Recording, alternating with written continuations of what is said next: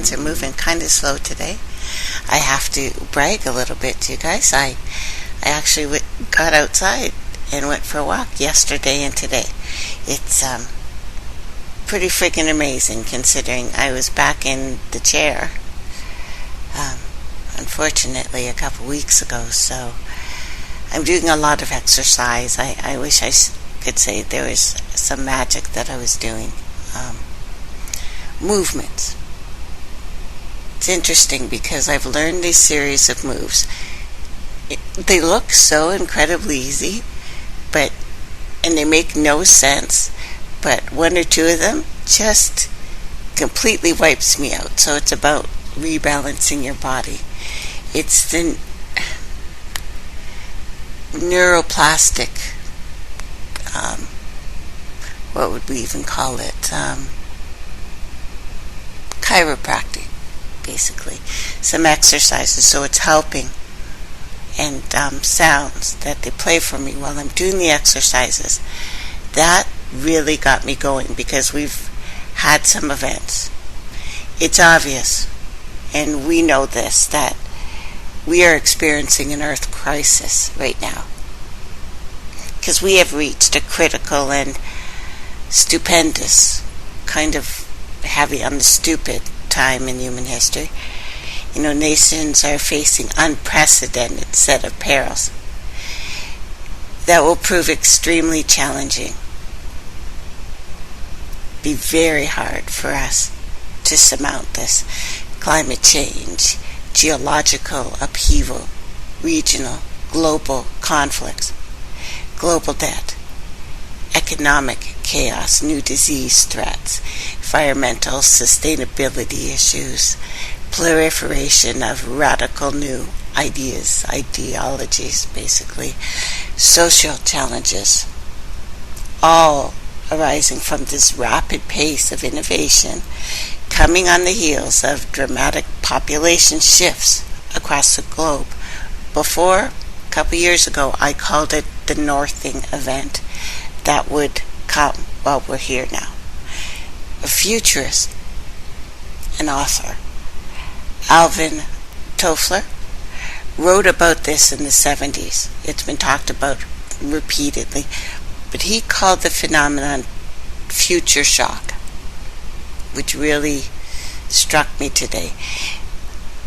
The psychological disorientation of individuals, entire societies arising from too much change in too short a period of time. As our resources wane from improper use, the planet is becoming more geologically unsettled. People are becoming geologically unsettled in their heads. Societies are becoming more polarized from just ideological differences alone. And the gap between the haves and the have-nots, unprecedented. So our collective will to tackle the different issues confronting our planet, I'm seeing an erosion now.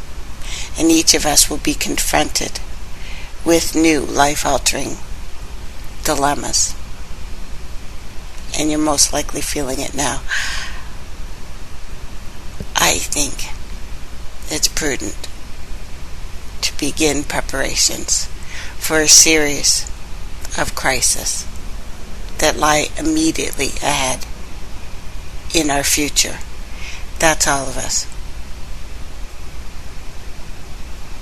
It's unbelievable what the residents are saying in Windsor, Ontario, because that hum has reached a crescendo. Now we know that ancient geologic events are linked to modern day events. Earthquakes, trauma, changes, mind changes. A man in Ontario freaked out at a campfire over a discussion of flat earth. I mean, freaked right the F out. It not only came to blows, tried to kill the other guy. This is odd for here. This is odd. But there are a series of events. Game changers. Let me go back to the alignment I alluded to. It's the red dwarf alignment, specifically. And I put up pictures on Sunday, June 12th, of course, this year, 2016, although I'm pretty sure I put them up before. And this is, of course, traceelementsradio.com. So the alignment around December 2015, 18 to 21st. It's linked with a binary process of magnetic reversal, far away, a discharge or coronal reignition of a brown dwarf companion star. And I'm going to go into that a bit because there's a lot of events happening with this. Now, Edgar Cayce predicted a sudden illumination of a red dwarf, a binary companion star. He said of our sun, but might not quite be that. It's now at the point of periapsis, completing a 36,666 year, yeah, I realize that's a lot of sixes, precession of the ages. It links to the Mayan Buklun cycle. Again, we've talked about this, binary alignments, and the galactic wave. The galactic wave that actually went off last year. Do you remember the film Beetlejuice? 1988. I know some of you guys are kind of young, but it presented subliminal sounds, specific wave carriers, and images completely designed to hide the significance of this cycle, along with the obsession with the 666. Alone, it sounds like nothing other than LIGO. LIGO, which is an L in ego, interesting. A second sound has been heard from what they're calling a colliding black hole. Now, LIGO stands for Laser Interferometer Gravitational Wave. Interesting name. Said on Wednesday that it detected two more black holes that consumed each other. Now, it wasn't recent. It was around 1.4 billion years ago. But the pair were detected in February. Now, the first observations said that what they've really found is a second confirmed gravitational wave.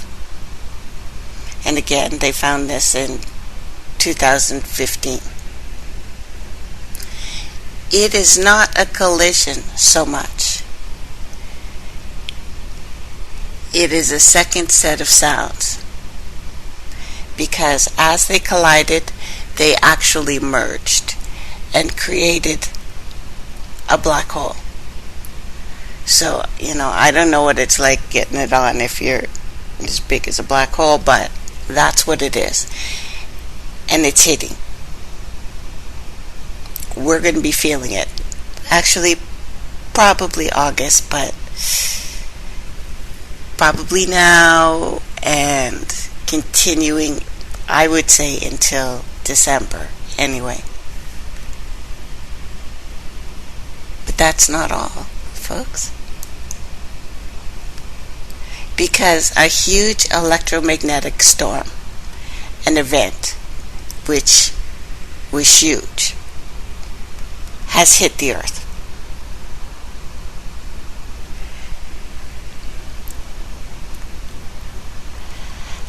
On the 14th, this month. June has been, June needs to calm the heck down. I would like June to calm down a little bit. But I've been feeling something unusual has been happening. I felt it in my body, in my field, how atmosphere has been charged. Other people are talking about it with the sounds. It was like being hit with a powerful electromagnetic pulse. I know this feeling. We've talked about this feeling before, and there have been quite a number of discharges, especially just before a storm is about to break loose. And because of the neural problems that I have, and it affects my nerves, I'm sensitive to it. But people all over the world are talking about it. It's been confirmed, actually, Vancouver too, that such storms now are becoming stronger and stronger. There is a significant, massive energy, an event.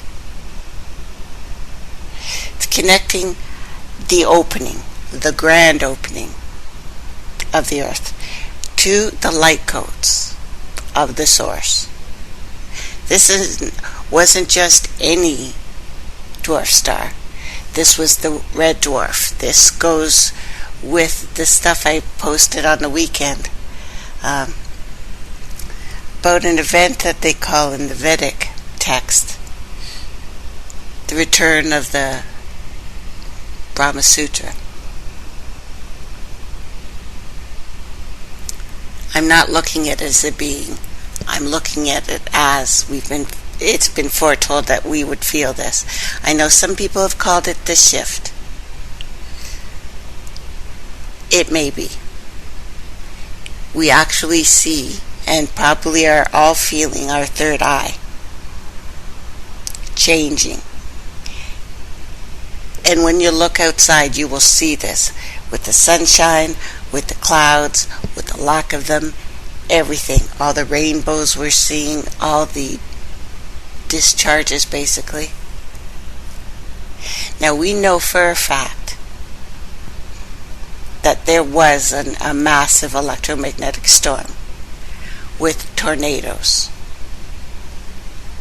Actually, one hit in central Canada. And normally, this part of Canada doesn't experience said storms or said tornadoes. I have pictures of them. And it's strange because it looks wide. It looks like the world had become pitch black. Then, at that point, all hell broke loose. And I've never seen anything quite as dramatic as the pictures I posted. And you can look at this because there are similar events from Chile, all over United States especially, but all over the world. You look at this EMP ring. It's interesting. It's important because that is the sound. This is not CERN, guys. But usually when events like this happen, there's major events on the earth. Now a lot of it has to do with our proximity to Mars. Mars is very close, makes people pissed off. But this is an example of the elves. Emissions of light and very low frequency perturbations due to electromagnetic pulse sources. Long word. So it's seen by cameras on the space shuttles since the 90s.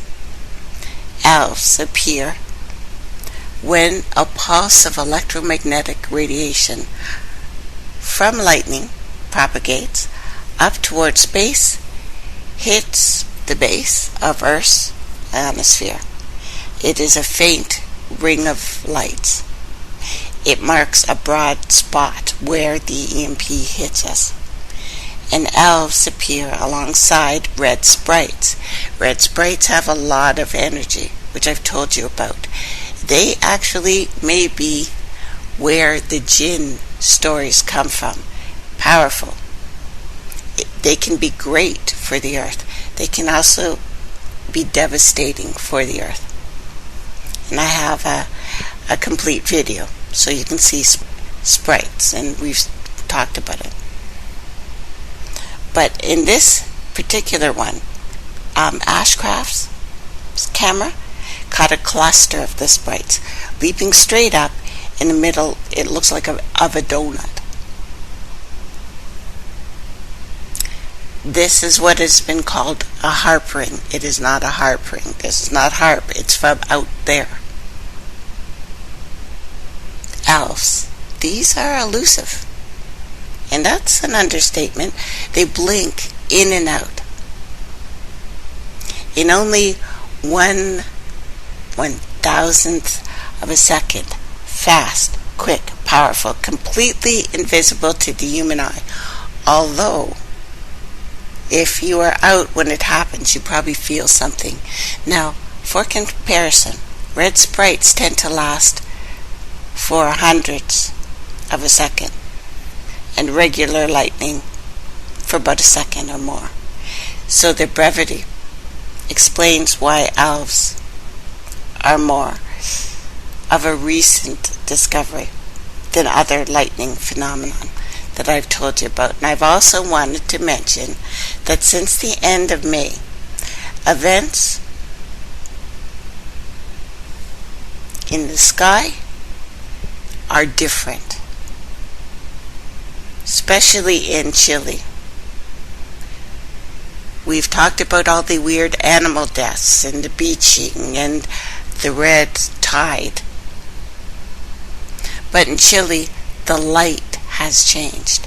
Patterns of clouds have changed. Strange. The colors and total absence of chemtrails there. A lot of that is catching the people's attention.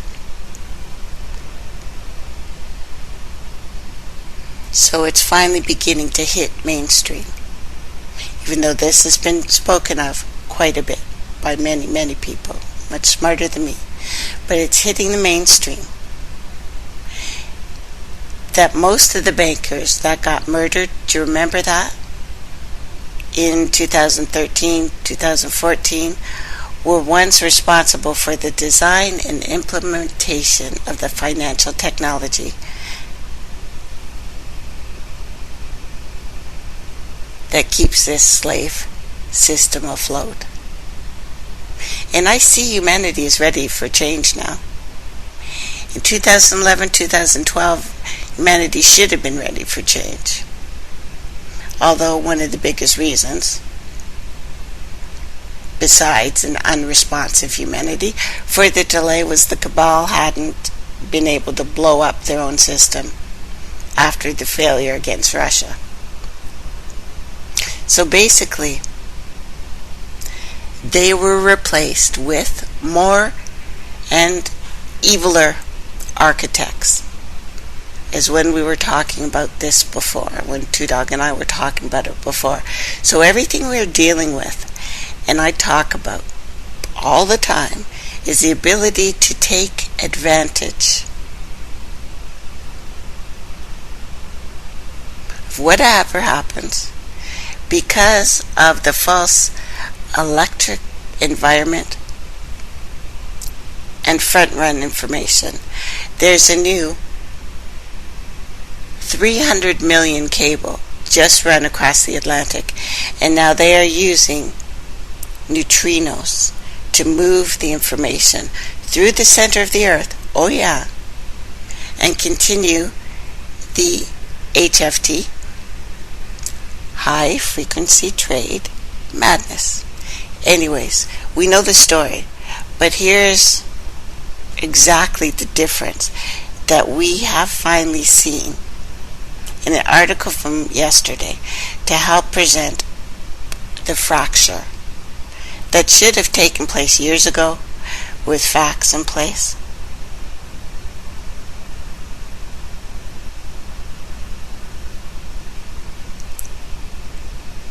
Now, we can go to zero hedge.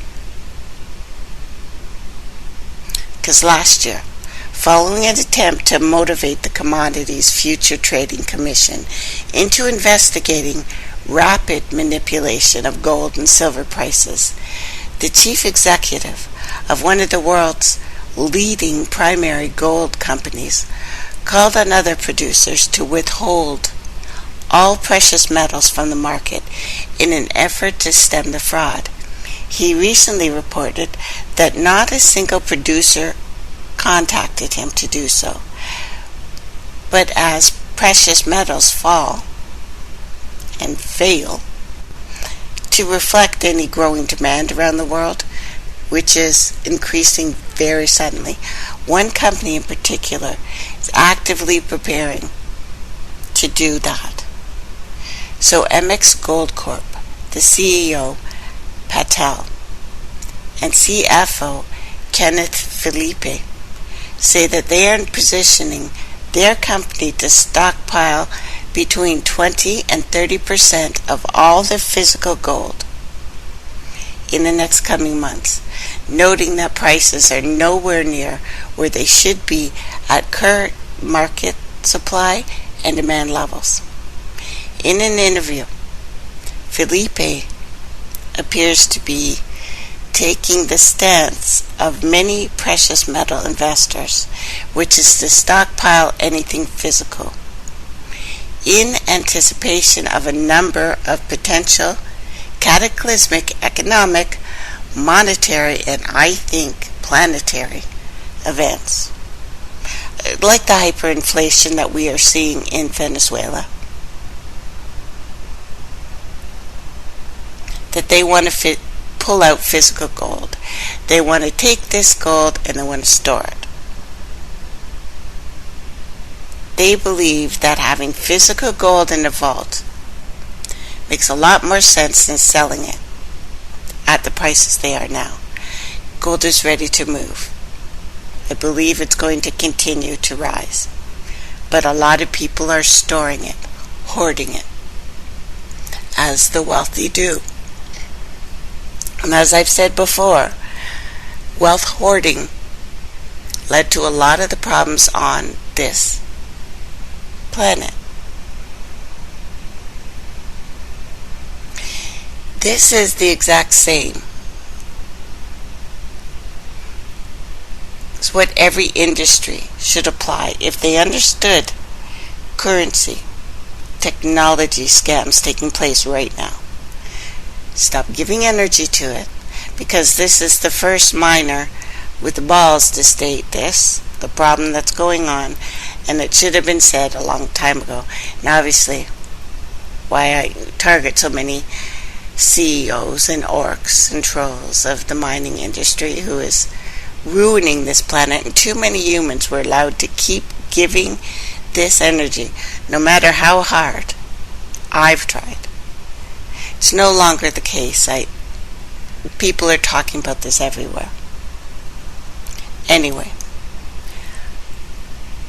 I appreciate everything you guys have done, and I wish I could explain all the events that have taken place in the last 16 days alone, because June, woo, off the freaking hook. Everything we see is one final attempt to get everyone and everything to fight over something. It reminds me of some John Lennon quote about the only thing we can't handle is nonviolence and humor. Never been more appropriate. The structure, karmic structure, is designed no differently than the military.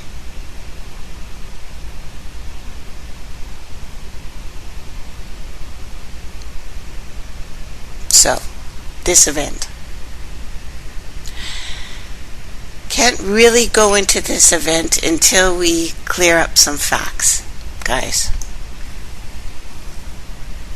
Now, you know I'm a nerd, and I read recently that Fox has renewed its adaptation of the Vertigo DC Comics series Lucifer for a second season, and I use adaptation in the loosest possible sense.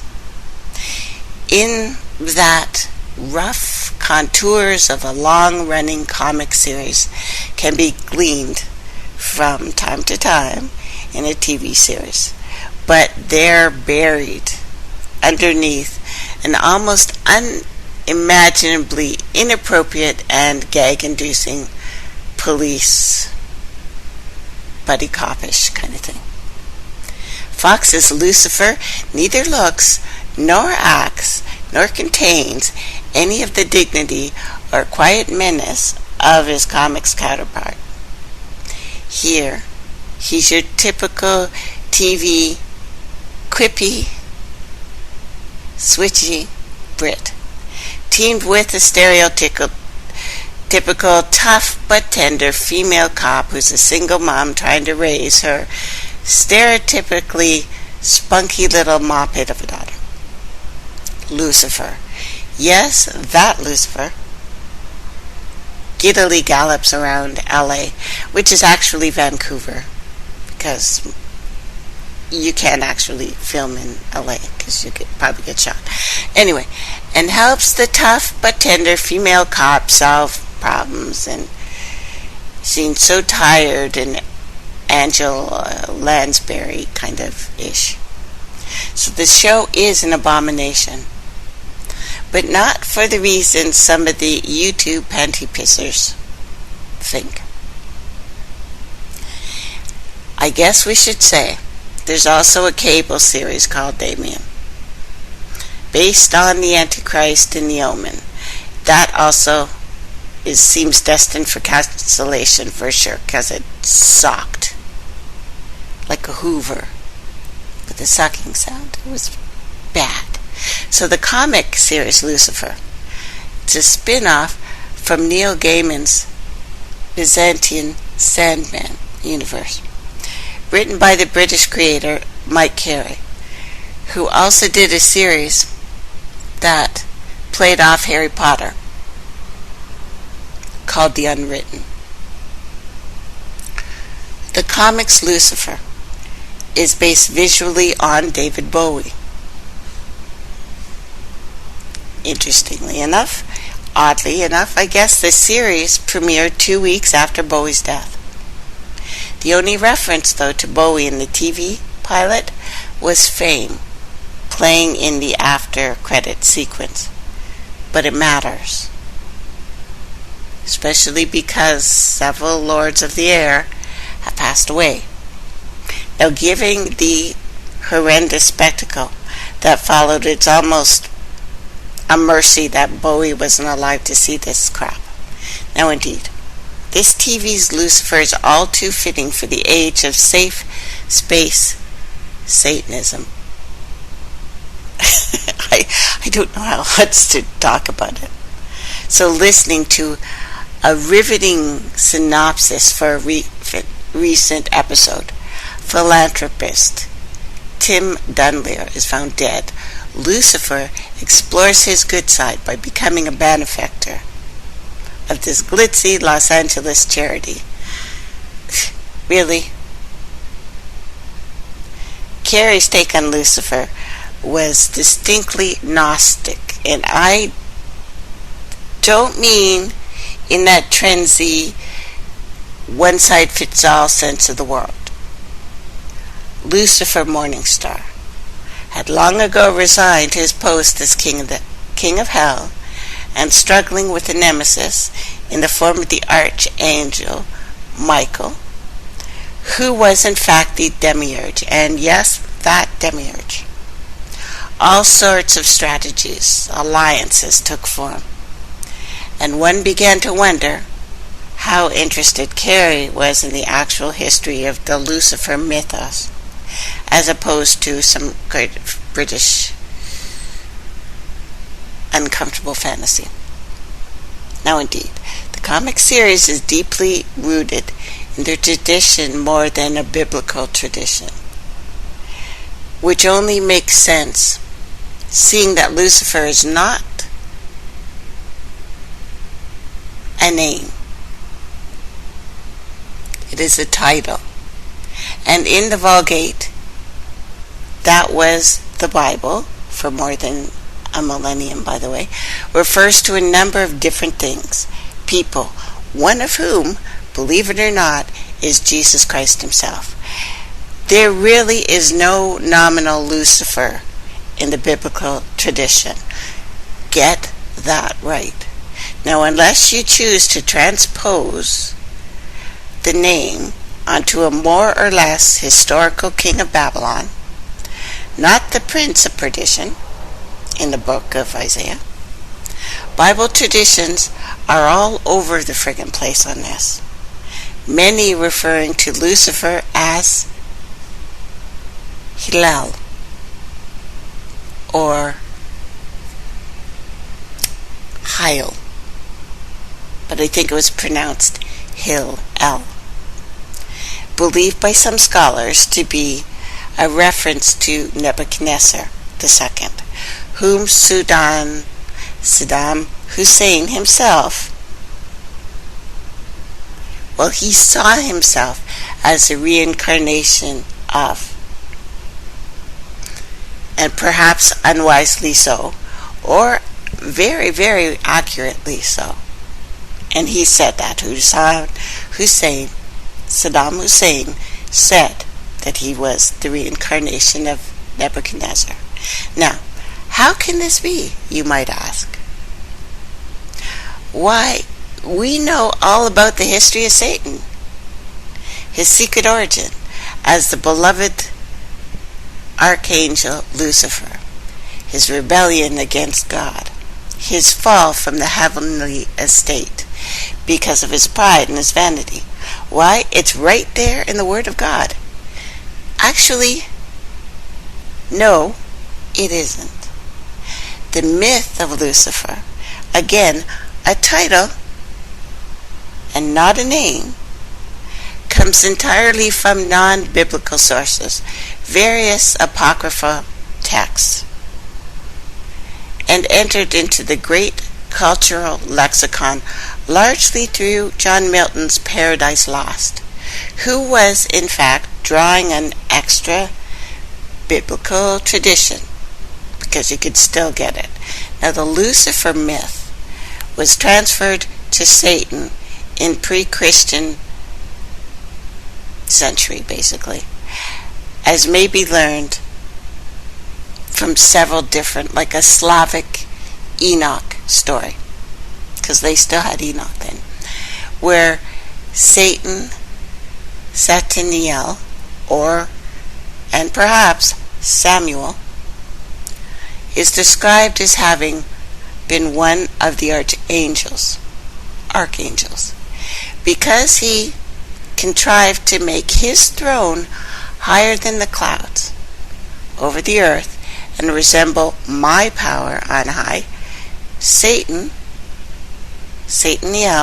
Samuel, was hurled down with the hosts of angels, and since then he has been flying in the air continually above the abyss.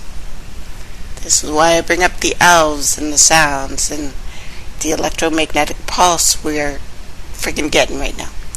Now, the general opinion seems to be the demonization of Lucifer was transferred from apocryphal texts during the time of Reformation in order to stick it to the Catholics, who used the term as an honorific at the time.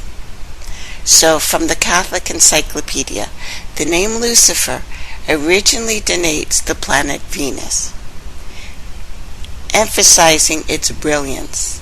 The Vulgate employs the word also for the light of the morning, Job, the signs of the zodiac, also Job, and the aurora, from Psalms.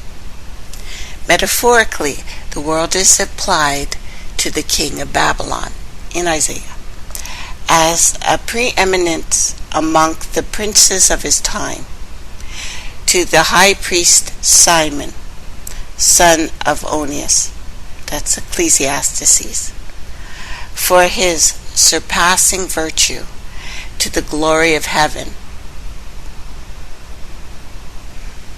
Apocalypse 2:28, removed, of course, from the Bible. By reason of his excellency.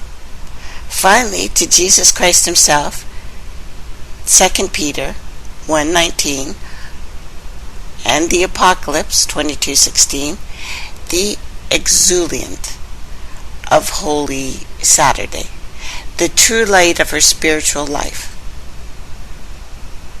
A little different, isn't it?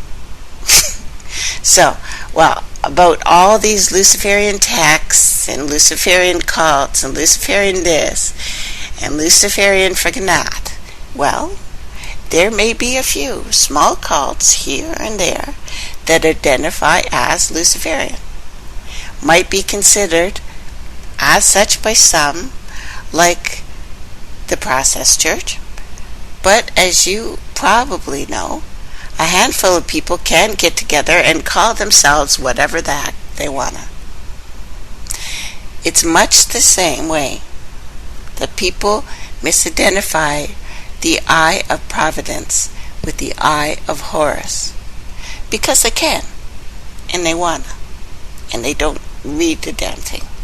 So the truth is that the facts you might have heard about Luciferians in the New World Order are based entirely on rumor, conjecture, innuendo, arising from the fertile imaginations of religious paranoids, many of whom are extremely recent vintage, like Jack Chick and Tex Mars and Tony Alamo, etc., etc., etc. But the name has entered the lexicon because Satanist sounds too trailer parky, I guess. Luciferian sounds hoity-toity. Masterpiece theater.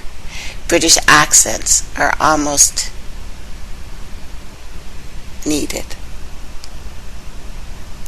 De rigueur. Oui? Okay, so similarly, Bavarian Illuminati were not Luciferian unless you begin to stretch the term to mean absolutely anything you want it to. Bavarian Illuminati were in fact enlightened rationalists, most of whom had little time for any kind of supernaturalism. So you may ask, rightly so, what about the Theosophist newspaper, magazine Lucifer, and Alice Bailey's Lucifer, Lucius Trust? You may ask. Now, taking her cue from some heretical Gnostic text, Blavatsky identified Lucifer, and indeed Satan, not as an entity, but as a symbolic intelligence, and the human mind itself. You can see that in the Doctrine, Volume 2, page 113. I wrote it down. The Theosophists get quite incensed about the whole thing. Insist Blavatsky's interpretations were metaphorical.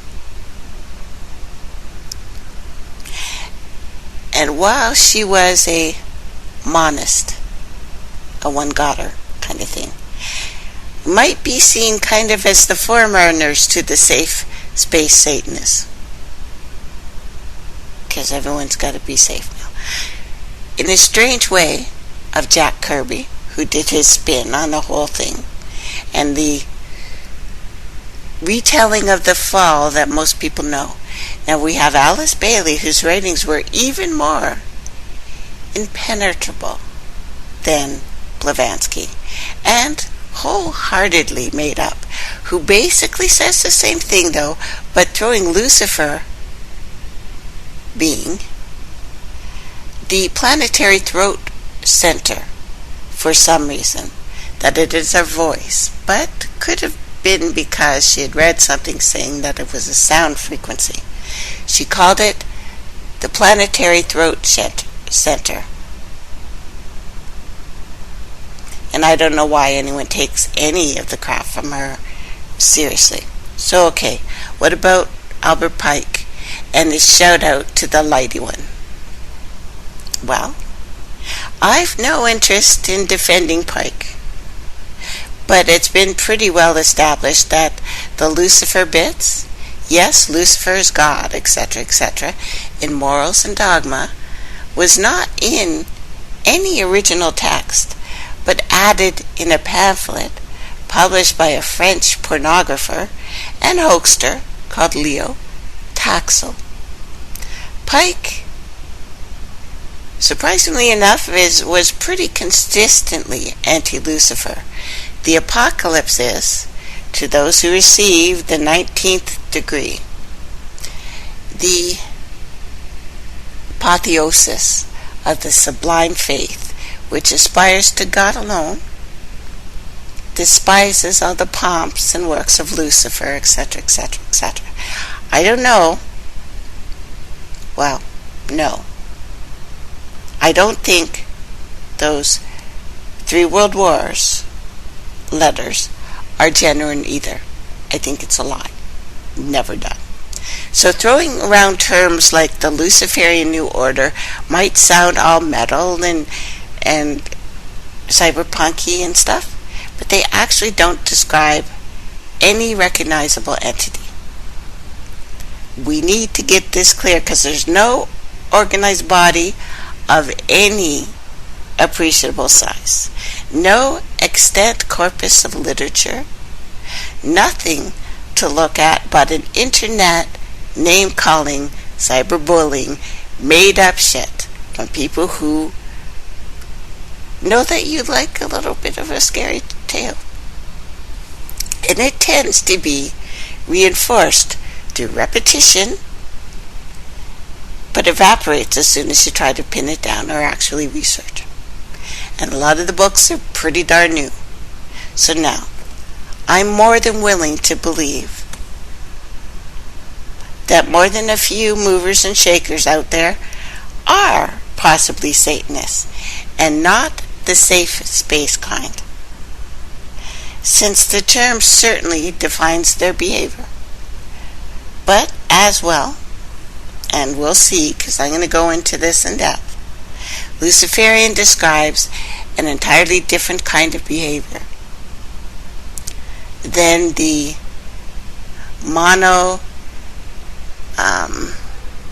maniacal overlords that I was talking about many times.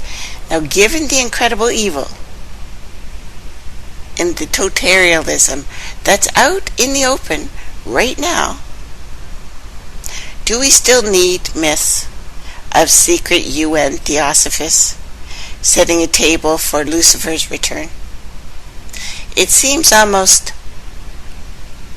comforting, I guess, in the light of the insanity that's actually gripping this planet for real. Oh, like the mainstreaming of Satanism. Well, that's really happening. We're really in trouble. This planet is really suffering. People are really losing their minds. Indeed, it's all too fitting that Lucifer retired as king as hell in the comics and now TV series, since he is, more accurately, the title, seems to have been press-gauged into service in the first place. And as many of you know, there is, in fact, Luciferian body of literature of another kind. Myths of light-bringers who defied the great sky gods. The Agigi who fought against the Anu. We have this myth everywhere in the world, but they did it in order to grant knowledge unto humans, paid a terrible price for these gifts, like Prometheus. very well why the Gnostic groups saw the serpent in the Garden of Eden and actually put him there as a good guy. Some even saw him as Christ himself, if you read the Gnostic text, because he came free. He freed Adam and Eve from the bondage of ignorance. And as it turns out, they were cribbing the theology from other sources, stealing a little bit, stealing. Now, to go on, if I haven't pissed you all off yet, I'm sure you're fine. What do we make from this? Because we will find Lucifer is a title that originally referred to a number of entities, individuals, in many ancient texts, one of whom was Jesus Christ himself, in the book of Revelations. So what do we make of this, then? The devil named telescope that's helping astronomers see through the darkness. The instrument, with the scary, newly evil-sounding name, helping out scientists to see how stars are born. Lucifer, which stands for, take a deep breath with me, Large Binocular Telescope Near Infrared Unity with Camera and Integral Field Unit for Extragalactic Research. That's a big word. It's a lot of big words. So, chilled instrument attached to a telescope in Arizona. And yes, it's named for the devil, whose name itself means morning star. But it wasn't meant to evoke him, according to a spokesman for the University of Arizona, where it is housed. Lucifer is part of a large binocular telescope, which happens to be right next to the Vatican Observatory on Mount Graham, a holy place, in Tucson. That's right, the Vatican has an observatory in Arizona named by the Jesuit astronomers. Now, its next door neighbor is named for it, the devil. You see, this is where you get to thinking these people are just screwing with us. Because how do you possibly get an acronym for Lucifer from Large Binocular Telescope Near Infrared Unity with Camera and Integral Field Unit for Extragalactic Research? How do you get Lucifer out of that? The answer is, you don't. There's another method to the revelation here. Lucifer is not only associated with the heavens, but with high technology. Lucifer ultimately takes us back to Babylon, which seems to be so resonant in the mass minds these days. Everybody thinks they're an Anunnaki. Everybody's reading their Christian text towards Babylonian scripture, which, by the way, is pretty far south, my European brothers and sisters. So, we're not getting into planet star lore, which the Babylonians focused their entire religion around. We're inching towards a richer and stranger reign. A pretty heretical belief. One which continues to have a powerful effect today. So let's jump over to the Jewish Encyclopedia. The brilliancy of the morning star, which eclipses all other stars, but is not seen during the night, may easily have given rise to a myth, such as was told of Ethana and Zedu. He was led by pride to strive for the highest seat amongst the star gods on the northern mountain of the gods, but was hurled down by the supreme ruler of the Babylonian Olympus. That's where that comes from. Olympus is from Babylon too. Stars were regarded throughout antiquity as living beings, living celestial beings, everywhere.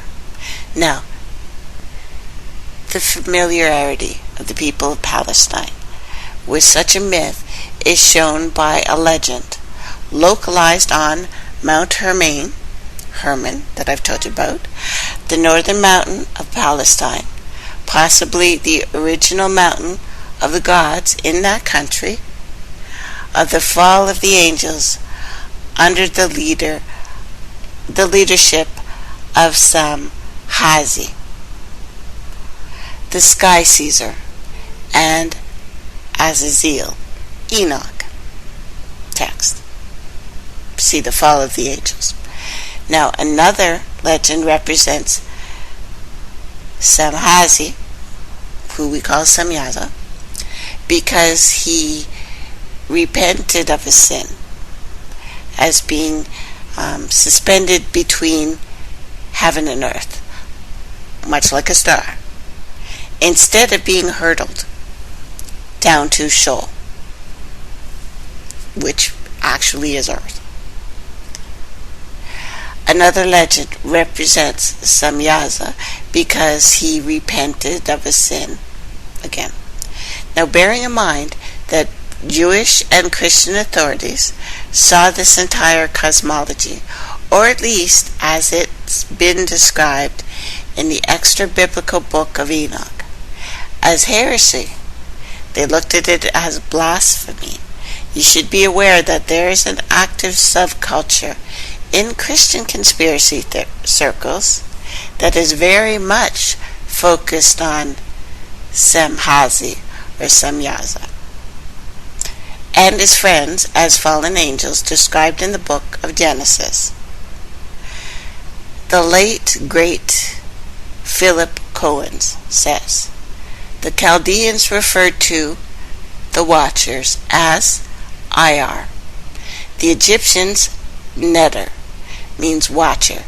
Neter is the Naturu, which is nature. So it's a totally different thing. Now, watchers, also in the Bible, so the Chaldeans play it a little bit. Well, we'll talk about it when we get back. I'm going to go get a drink.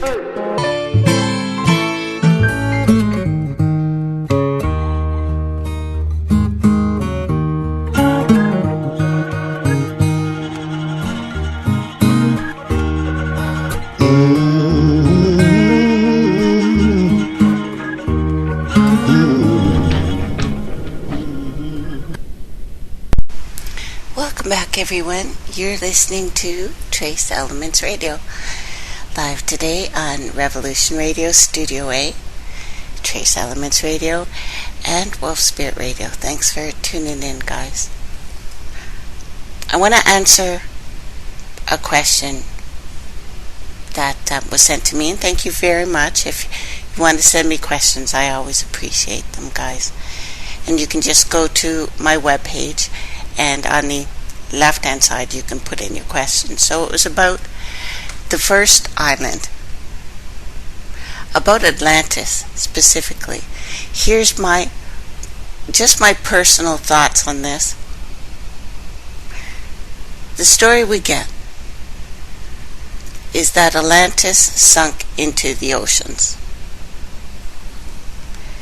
was covered by the abyss. Well, would that not mean that we live on pieces of Atlantis? If you get a dehumidifier, do we not get water from the air? So we are underwater.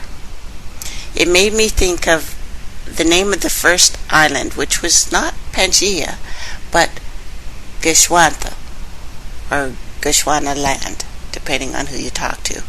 And also the Great Law of Peace, which was actually first called the Great Land of Peace, from Iroquois Confederacy here on Turtle Island. So I'm wondering if the last time we had peace is when the continents weren't pieces but one land. A question. Interesting. In that our land splitting up is us splitting up. Just a thought. So, anyway, let's get back to the topic. The IR, the netter, the netiru, the watcher. Watchers are also in the Bible, where Genesis 6, 1-4, they are listed as the sons of gods who fell for earthly women, descended from heaven, chose women, had children. They were described as giants, though the height of their fathers is never said, never stated. Still, the giants did not sleep, nor did they speak. The Bible refers to the watchers, or the Grigori, as evil. They were the ones who fell from heaven and who were weak for the flesh of women. In this respect, they sit within the tradition of Lucifer, the leader of the fallen angels, who came to earth. Could the leader of the watchers and the biblical Lucifer be one and the same? Now this is from, again, Philip Coppens. Now something I had talking about forever.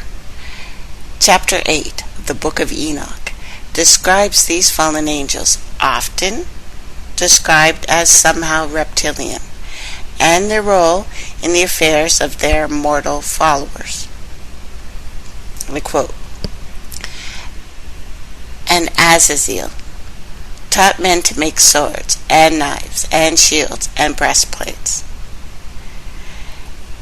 and made known to them the metals of the earth, and the art of working them, and bracelets and ornaments, and the use of antimony, and the beautifying of eyelids, all kinds of costly stones, and all the coloring tinctures.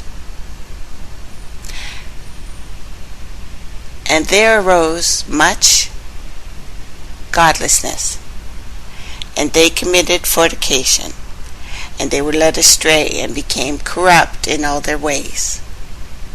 Samyaza taught them enchantments, root cuttings, ameros of resolving enchantments, the Barakijal taught astronomy, Kokabel, constellations, Izaziel, the knowledge of the clouds, Arizel, the signs of the earth, Samsiel, the signs of the sun, Serial, the course of the moon, and as men perished, they cried, and their cry went up to heaven. Fornication again. These old scribes had a major hang-up about sex.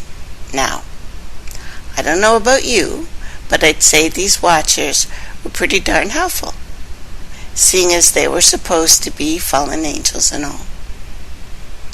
It also seems as if these watchers got the old let's demonize other people's gods routine. Sure enough, that actually seems to be the case. From Hera Aziz, the myth of the watchers, familiar to many of us from Jewish texts, started out as an Aramaic myth from Lebanon. Most of the elements are best understood against the backdrop of Lebanese folklore, local artist landmarks, which played an important role in historical memory as early as Hellenistic period. Jews learned about the myth through apocryphal circles, only then connected with any kind of biblical story of the sons of God and daughters of men in Genesis 6. So as it happens, the same images that the Islamic State, well, kind of maniacs, are destroying right now as we speak, and thereby inadvertently replanting into a collective consciousness today, winged bullmen, or the Lamas Azu, and the like, are major inspirations for formulating the Watcher mythos. Since these statues were kicking around the area at the time and had long since lost their original meaning, so the writers of Enoch and related texts came up with their own kind of fanboy style. So again, from Arzes, the ancient engraved images look to the later observer like a vestige from the world of the Watchers. In Aramaic, the IR, or the IRM, primordial angels who, according to popular mythology, descended to earth in ancient antiquity and bequeathed civilization to mankind. Because I guess we were just sitting around crying, rocking back and forth, sucking our thumbs. Now, we don't know how these Watchers were regarded by their original Lebanese, Syrian, Phoenician followers, but we can get some idea by the way they are portrayed in Enoch and how they've been repurposed by conspiracy theorists ever since. Now again, Hazaras again. If you will, these are the ancients. These are the aliens. In a way resembling recounted by Eric Van Daniken in his pseudo-scientific book, Chariot of the Gods. Babylonian mythology already told of ancient sages who were half man and half fish, who emerged from the sea, the abyss. They came up instead of coming down, and bequeathed civilization to mankind. This old myth revived in new garb, new clothes, Lebanon, Syria, and the land of Israel in the Hellenistic period. In its Jewish form, the myth bore a new aspect. The Watchers conveyed forbidden knowledge, brought to human beings in some sort of original sin, the bearers of knowledge. In the present version, were not the ancient fish who emerged from the sea, but mysterious angels who descended from heaven. So bear in mind the forbidden knowledge that the Watchers provided were all useful, practical skills that any Bronze Age culture needed to survive in a very dangerous neighborhood and at a very dangerous time in history. What exactly did the good Watchers do for us? Given the many mysteries of the Phoenicians and kindred, we can only speculate on how all of this was being processed within their cultures, given that so many of this history has been either stolen, destroyed, or rewritten. But again, Enoch was considered an abomination, a text that should not have been read, and was lost for a very, very long time.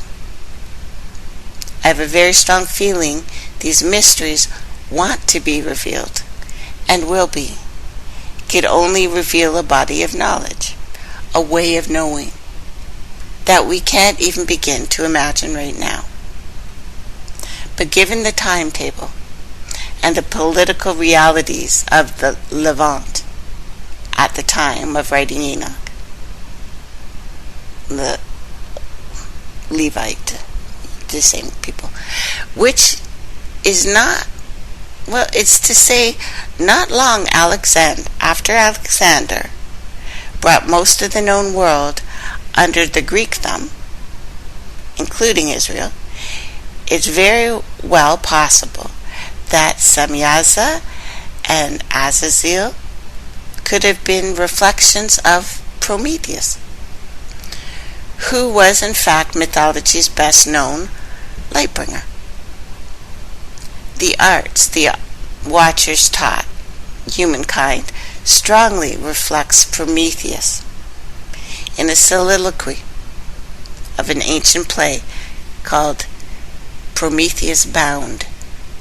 So here Prometheus, who is one of the Titans, explains that he did much more than bring men fire, that he taught many, well, almost exactly the same arts as the Watchers, not to mention that of figures such as Osiris, who has also suffered pretty terribly, and Enki and Ones, fish gods.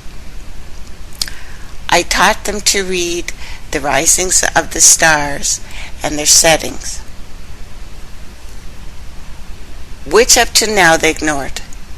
I gave them numbers, that knowledge most prized, and the art of writing words to help memory, the mother of all muses. I first yoked breasts and made them work so that they could receive man's back of his heaviest burdens. I harnessed horses to the chariot. I made them respond to reins, a delight for the wealthy. It was me who invented the ship, with sails that wander the sea, a chariot for the sailors. All this, in my own misery, I dared to invent and pass on to men. For all my cleverness, I could devise no escape from my present suffering. Then I taught them about the smoothness of entrails, the right of color of gall, so that it pleased the gods, and how to read the liver's lovely mottled lobe. I showed men thigh bones wrapped in fat, and how to burn long backbone, and thus I taught man the obscure art of prophecy and sacrifice and the language of fire, which had not yet been understood. I'll make a long story short, all the arts and crafts that man possesses came from me, Prometheus, the god you see suffering before you now. Well,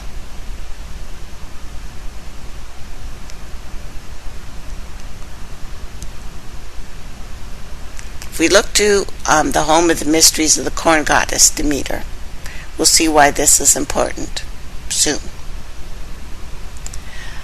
But what we should understand is that the Lucifer myth is commonly understood was largely created at the tail end of the Renaissance and not before, a period when European scholars had rediscovered the art, the literature, science, and yes, even the religion of the Greco-Roman world. This cannot be stressed enough because Lucifer has been by some, or seen as, by some anyway, as a wedge, which would reopen Europe's doors for the old gods once again to hold dominion. This is not as ridiculous as it sounds, because depictions of the old gods were to be seen everywhere during the Renaissance, particularly in Italy. And Florence would even adopt a hoary old Hercules as its patron and stamp, and his image on the seal of the city, as if the last millennium had never even happened. And Hermes would enjoy a whole new wave of admirers, the Hermetic revival, a movement that captured the imaginations of some of the finest minds of their time. So, traditional believers who felt a sense of siege from Europe's old gods weren't entirely unjustified by their misgivings. And as we're going to see, those same fears persist now amongst a considerable subculture in religious communities, and not entirely without cause this time either. So, moving on.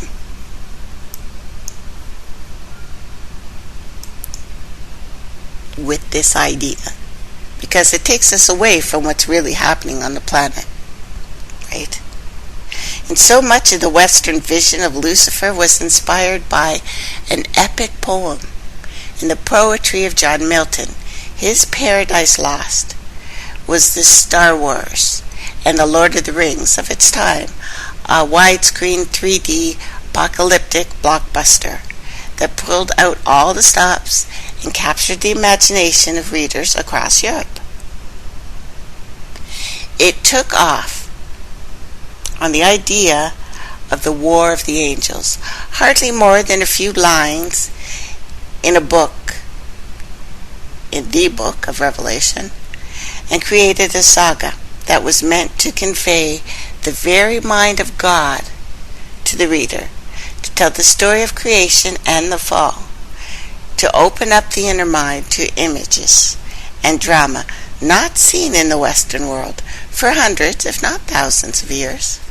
But the epic was written during a very dark time, very dark days for the English poet, and indeed for England itself. Its motivation and inspiration was less religious ecstasy than death, and desperation and paranoia, which is what we're hearing right now. And it may be why Satan, or Lucifer, as he's become known in popular imagination, is far from the most compelling character in the story. Some have even called him hero. So a bit of background here. Milton, scholar John Lennon notes, John Milton was nearly 60 when he published Paradise Lost, 1667.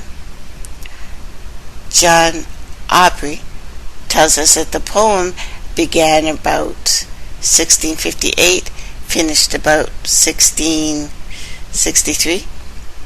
Leonard also notes that Milton did not at first plan to write a biblical epic. Milton originally envisioned his this epic tale, to be based on the Saxon king, like the legend of King Arthur.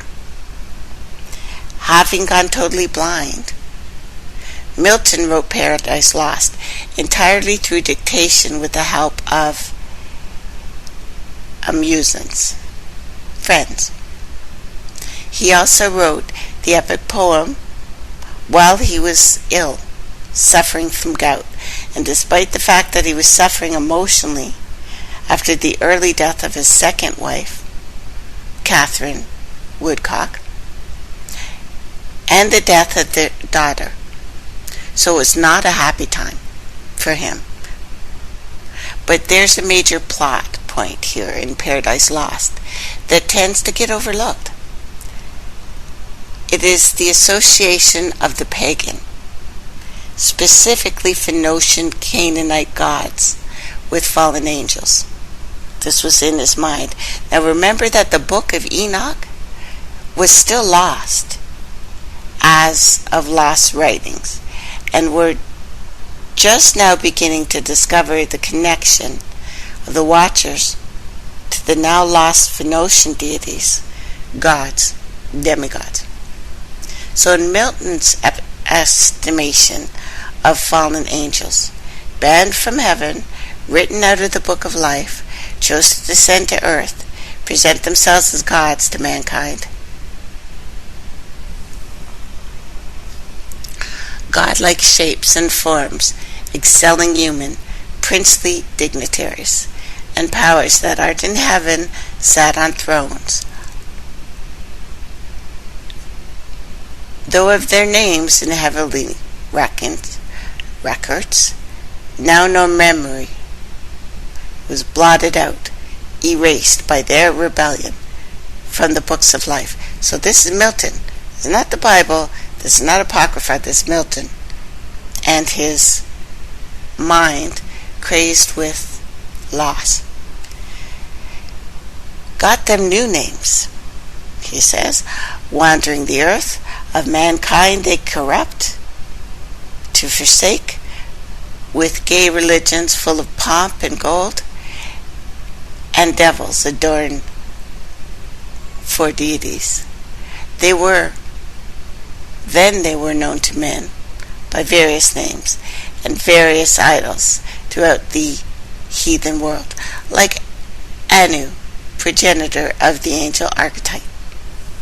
Milton knew his mythology, must have spent a lot of time cataloging ancient gods. First among these impostors are Baalim, Baal, Hadad, and Ashroth. Noting that the angels were all male, he changed genders whenever he wanted.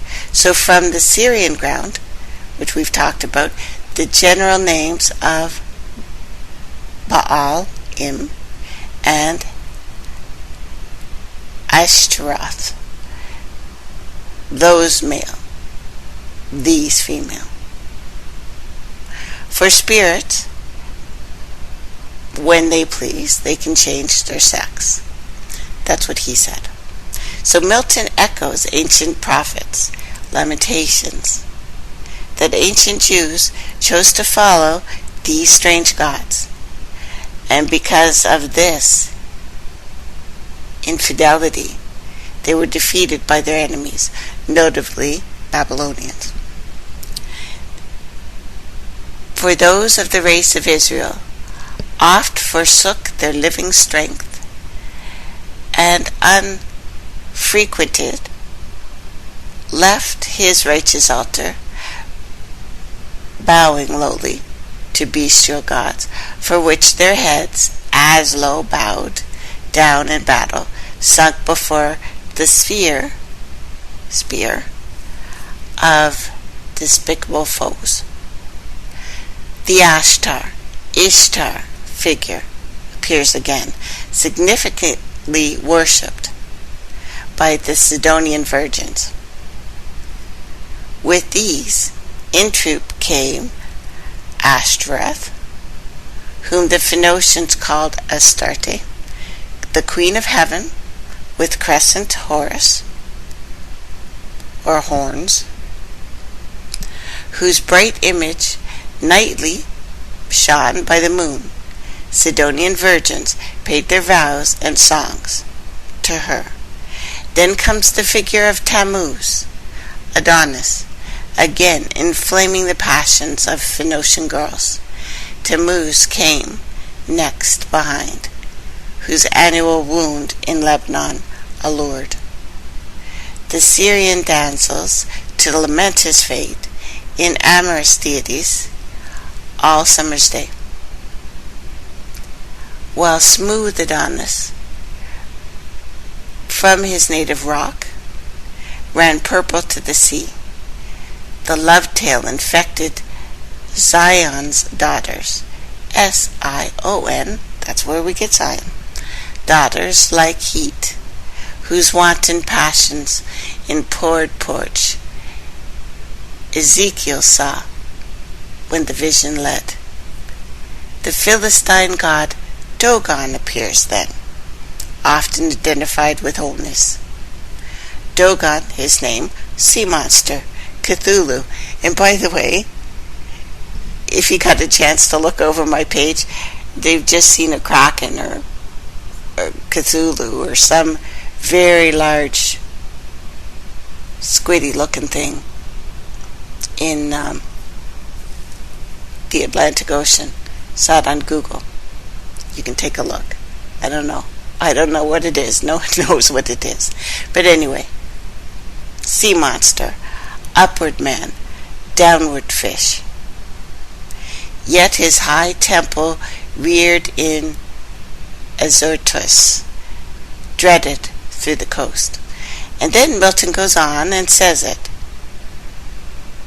Those magic keywords, so well known to those of us familiar with the fallen angel conspiracy theory stuff.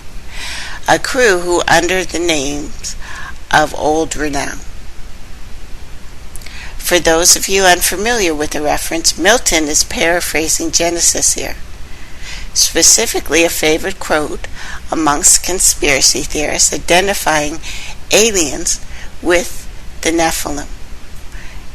There were giants in the earth in those days, and also after that, when the sons of God came in onto the daughters of men, and they bore children to them.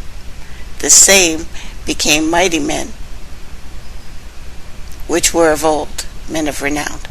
So from Genesis. So cutting to the quick, Milton names the Egyptian Trinity as being particularly monstrous, offensive, as well as seductive to the faithful. So Osiris, Isis, Horus. This is when the Trinity had a man, a woman, and a child. Which, would slap in the face of the Christian thing where it's a spirit and a guy and a son, and we know it doesn't happen this way. So Osiris, Isis, Horus, and they're trained with monstrous shapes and sorcerously abused fanatic Egypt and her priests to seek their wanton gods, disguised in brutish form. They were not human, nor did Israel escape the inferior and the infection when their borrowed gold composed the calf in Horeb. So, seeming to proceed out of order, Milton then names Belial, who drives his followers to disbelief. He says Belial came last, then whom a spirit more lewd fell from heaven. Apparently heaven is pretty holy. Everyone's fallen from there. Or more gross to love vice for itself.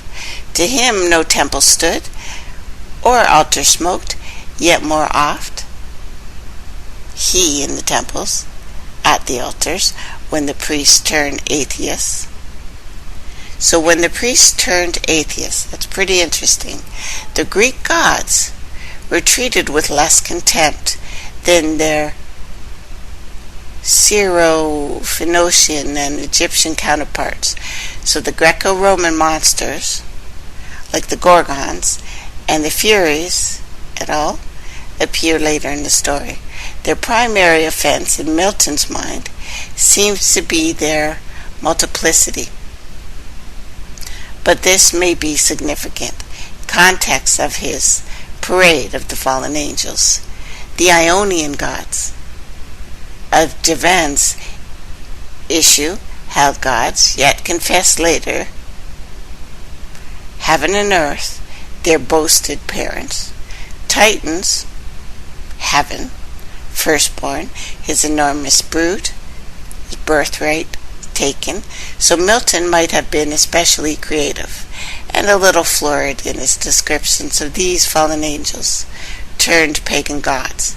But he was not the first to demonize other people's deities. He was following a long tradition dating back to the early church fathers, who remade ancient demons, benevolent bringers of knowledge, essentially the same as our modern concept of angels, into evil demons, particularly to evil spirits of the Babylonian folk magic. So in 2nd century, Christianity had moved deeper into the Gentile world. They found it harder to condemn Hellenistic gods than Moloch or Baal, who had always been obscure, esoteric, associated with atrocities. The answer came to them in the form of pagan converts, such as Justin Martyr and Tatian. Through their writings, they preached that sin and adultery were ascribed to gods like the Greeks. They were actually committed by demons now. Like pagans, Christians still sensed and saw gods and their power as something they had to assume lay beyond it. They turned these pagan demones, different word, into malevolent demons and the troop of Satan and the bad guys. But England had been Christian for 1,000 years. By the time Milton wrote Paradise Lost, the Puritans were a major force in English politics, having deposed a king, put one of their own on the throne, Oliver Cromwell, in his place as Lord Protector. So why were the old pagan gods such a concern? So much so that they became such a central tactic in Lucifer's war against heaven. So as it happens, the old gods had made something of a major comeback in Europe during Milton's lifetime and before too. So brief history. May 1836, Milton embarked on a tour of France and Italy. It lasted to August 1839. His travels supplanted a study with new and direct experience of artistic and religious traditions, especially Roman Catholicism. He met various theologians and intellects of the time. He was able to display his poetic skills to them. So while in Europe, Milton would have been bombarded with images of the old gods from the great masters of the Renaissance, as well as contemporary works. So mythology had become a major source of inspiration for the artist. So much so that handbooks were published explaining symbolic and allegorical meaning of gods and heroes.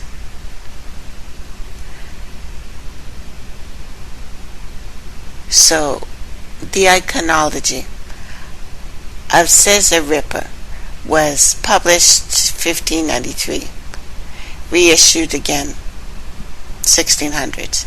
His commentary in Italian separated the mythology from the narrative text, often became abstractions, put in his own moral meanings, and other important ideas and icons was images of Philanthropus, a Greek work, 3rd century, describing art collections from Naples, which had mostly stolen art from the Middle East. So painters in France and Italy in the 17th, 18th century used classical myths for narrative paintings and made them heroic. These were considered to belong to history.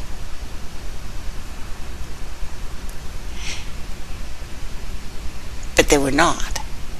So it wasn't just artists who were looking back at the Greek-Roman world. Scholars were. Philosophers were.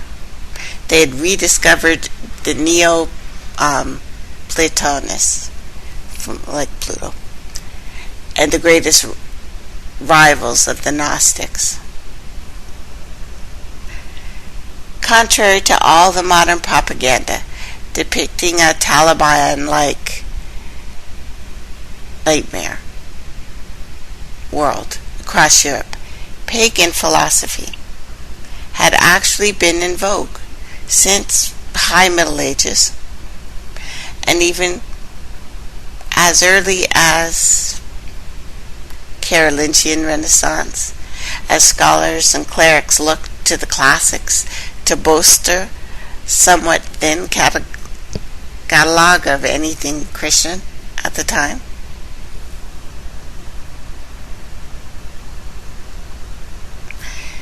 Many writers, Finocchio specifically, would presage the rise of Hermeticism, a revival of wisdom, or supposed wisdom, of fabled Hermes Trismegistus. That's where this comes in. So along with the study of Kabbalah, Hermeticism would mark a high water point for mysticism in the West, as the finest minds of the day delved into this supposed ancient wisdom. Hermeticism had tangible results, setting a groundwork for the age of science, age of archaeology. Hermeticism bore fruit in alchemy, in which transmutation of base metals into gold within a universal like crucible. So the name Hermes became a banner for a cult. Mystical philosophies. Hermeticism clearly encouraged the Renaissance interest in Egypt, which influenced speculations on language and linguistic philosophy, particularly in the 17th century, when a Jesuit, Arthanus Crocer, published volumes on hieroglyphs. So Milton himself would be influenced by Hermeticism when he was younger.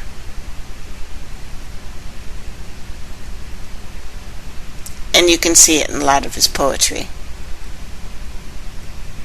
because he says the thrice great Hermes, the Unisphere, the spirit of Plato to unfold. So Milton would delve into more literal religions, political ideas, perhaps influenced by his experiences in Europe, taking stance on controversial issues like censorship, like divorce. He also expressed a relatively unconventional opinion in the context of at least Protestant Christianity. But soon everything would change for the poet, change for the worse. His life fell apart. He lost his loved ones. And by the time of actual restoration of a monarchy, 1660, Milton was hard to work at Paradise Lost. He was devastated. So many scholars see the war in heaven as a metaphor for the English Civil War, that it was never talking about a sky god thing, but it was talking about what was going on in Europe, England specifically. But what then do we make of Lucifer, Satan? He's by far the most interesting and complex character in the epic. Dynamic personality, a great orator. Lucifer Satan is ultimately proud, defiant, courageous. It has been cited for a tendency to over-intellectualize, kind of pettiness, panache for self-doubt. Because that sounds like a real person to me. And at the same time, Lucifer leads this army of demons, many of whom posed as pagan gods, in a war on heaven, on the cosmic order itself.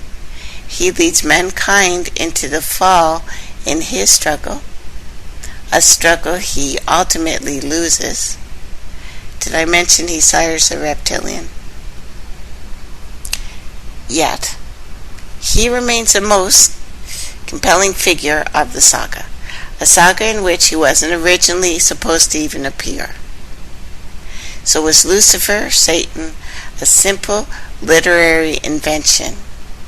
Or had Milton based it on somebody he had met? Was Milton making a statement about Lucifer, Satan? Was he telling a story of Europe's lost innocence that was happening at the time? Kings being deposed.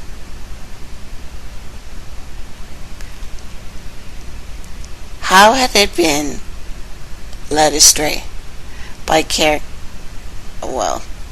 magnificent rebels or something, who declared war on an established order, and now men like Milton were left to pay the price? You think so? Because there was a characteristic rebel at the time who lived a few decades before the creation of Paradise Lost, a rebel who not only declared war on the cosmic order itself, but also sought to return the actual worship of the old gods to Europe. And I'm sure some of you have figured this out by now. Giordano Bruno, officially named Filippo Bruno, Italian philosopher and astronomer, mathematician, and occultist whose theories anticipated all the modern science we have now. Bruno is perhaps chiefly remembered for the tragic death he suffered at the stake because he had a tendency with which he maintained his unorthodox ideas at a time when both the Roman Catholic Church and the Reformed churches were reaffirming something rigid, Aristotelian, scholastic principles in their struggle for something like the evangelical Europe, like what's going on in the States.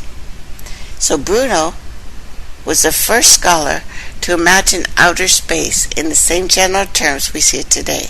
He believed Earth was one of many planets. And you can read this in his book called The Infinite Universe and Worlds.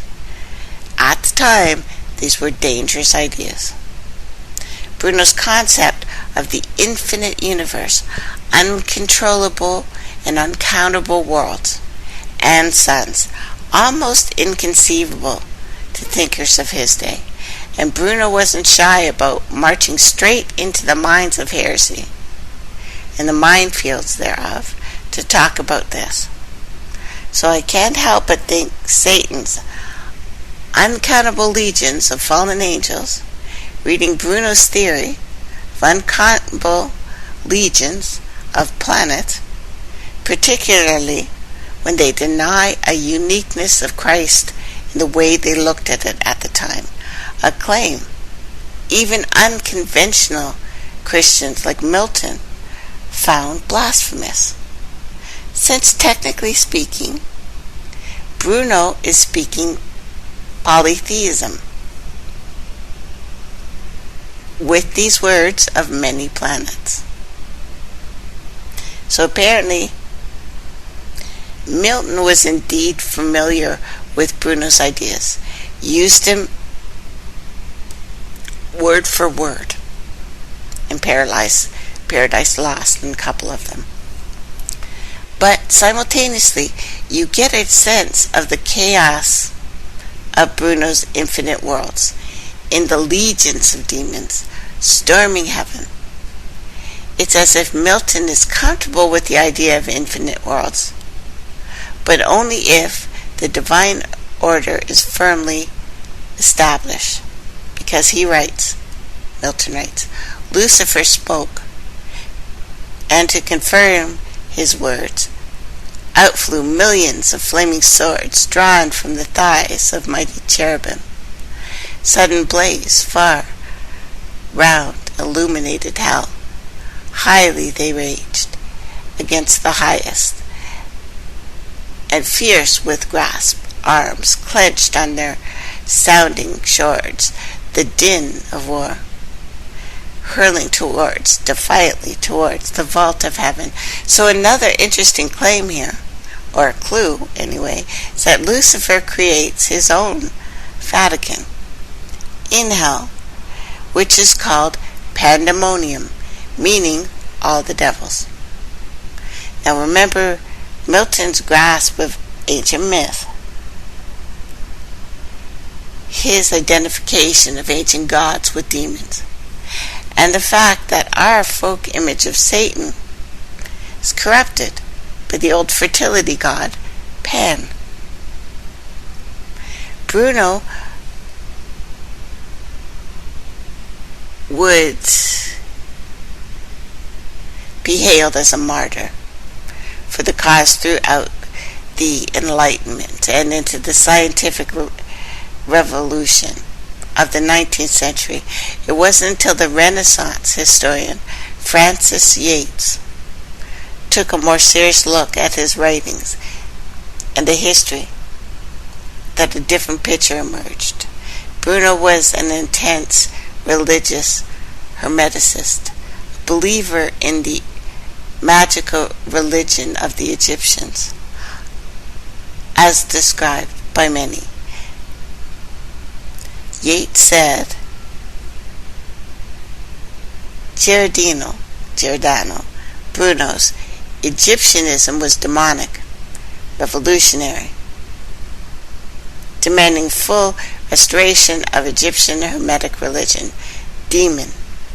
demonic, revolutionary. It was with Yates that Bruno's reputation in the science world faltered, because he was saying, Yates argues that Bruno's outlook had nothing to do with science. It had to do with magica, Kabbalah. Again, demonizing for what he said, what was absolutely right, that there's all kinds of planets out there, all kinds of suns out there. The Catholic Encyclopedia talks about Bruno's martyrdom, stating that he was not condemned for his defense of the Copernican system of astronomy, nor for his doctrine of the plurality of inhabited worlds, but for, he also said there's people out there, beings anyway, but for his theological errors, which were the following: that Christ was not God, but merely an unusually skillful magician, that the Holy Ghost is the soul of the world, that the devil will be saved. So a clearer picture begins to emerge here. Milton not only knew of Bruno, but may have had a deeper perspective on the man than later historians like Yates did. It seems Milton's father and Bruno knew each other too. There have been additional channels for information from the poet as well, like Milton's Italian journey. So reading of Bruno and his temperament, it's not hard to see him in Milton's Lucifer and Satan, particularly when you consider the darkened mood, his hard times that the poet was working under. Age and misfortune seem to have dampened Milton's attitude for rebellion. He may have entertained ideas like this, but Milton was a Christian at the time, and they had strong beliefs that you could be killed for saying no. Bruno. This may have been Bruno's War of Heaven. So you need to know that Paradise Lost was published in 1667. After the Great Fire of London. War in Heaven, maybe? And the London Plague. These are very apocalyptic times. Bruno's war against heaven, his ideas about the devil, his desire to see old gods restored to worship. In Europe, the downfall of all the paint and compelling portrait, role model for Lucifer and Satan. We'll continue this for next week, guys. Hope you enjoyed it. Thank you so much for listening, and join us at 8 o'clock tonight, where Tony's going to be joining us again.